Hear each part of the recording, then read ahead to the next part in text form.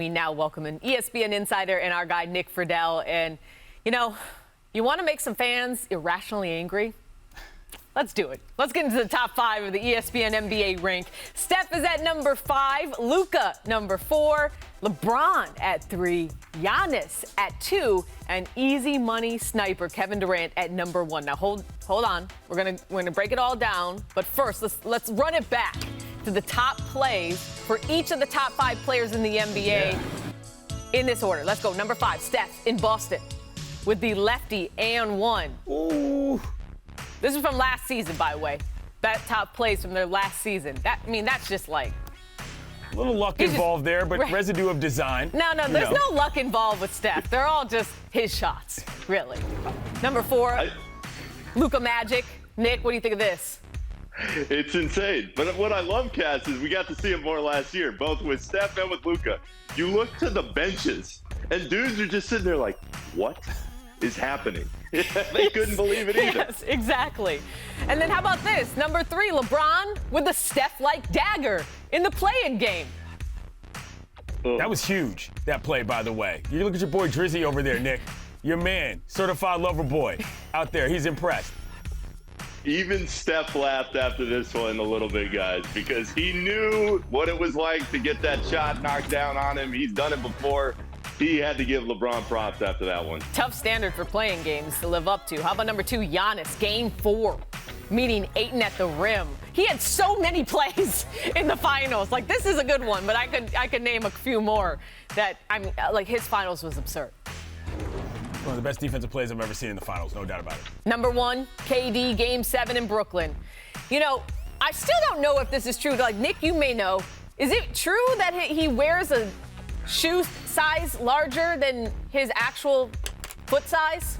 I've heard it a few times, Cass, and if it was one size a little smaller, KD knocks that down and is putting on an even more historical performance later on. But it was an unbelievable shot in the moment either way. The NBA would be different heading into this season, that's for sure. Okay, that was the eye candy. Now let's break everything down. It's the usual suspects, but it's the top that has people buzzing. LeBron, not used to being number 3 on any list. Giannis, the finals MVP. And then Kevin Durant gets the nod at the top spot. Nick, did they get it right? They did. They did. KD is the best for me, guys. It's not even that close because when he's healthy and he's right on both ends of the floor, he is an unbelievable difference maker, and now we're seeing it in Brooklyn just like we saw it those last 2 seasons when he was healthy with the Warriors. Giannis is an incredible player, but he is not as complete right now in this moment as KD, and LeBron's been there so often, but if you were telling me I had to pick one guy today, I'd pick Kevin Durant over LeBron because LeBron's 37, but frankly, KD's just a better player right now.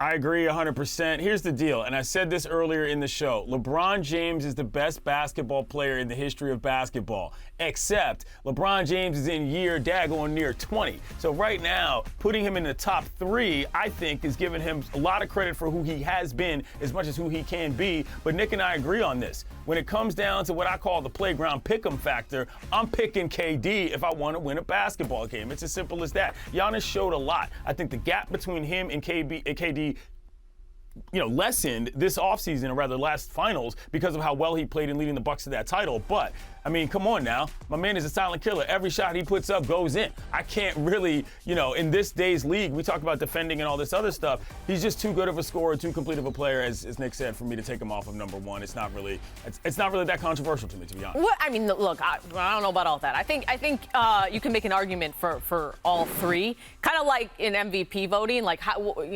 where do you go with this? Like, obviously, LeBron James has had a reign for so long. Before he got hurt, he was the MVP in the league, and he's still LeBron James at 36 years old, 19th season. There's something to be said about that.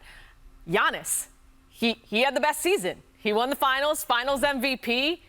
Before that, 2-time MVP. I mean, the facts are there. And KD, to your point, like if you ask me like who right now is the best player, I would still go KD, but you can't say it's not controversial because I mean, KD's coming off of that injury too. There's almost an argument that it's more impressive from a body standpoint in terms of what he's doing at this stage of his career. I think it's not controversial because I don't think either pick would send you wrong. I guess is probably the best way to say that. And Cass, I'd add to Clint's point with this: KD's going to be better this season. It always takes that 1 year coming off an injury to shake off whatever rust may be there. We saw it in the postseason. He was dominant. But this year, this version of Kevin is going to be even better than the version we saw last year. Look, we may just have to run through some more of the hits with these three, like a versus battle, and decide that way. Thanks for watching ESPN on YouTube. For live streaming sports and premium content, subscribe to ESPN Plus right now.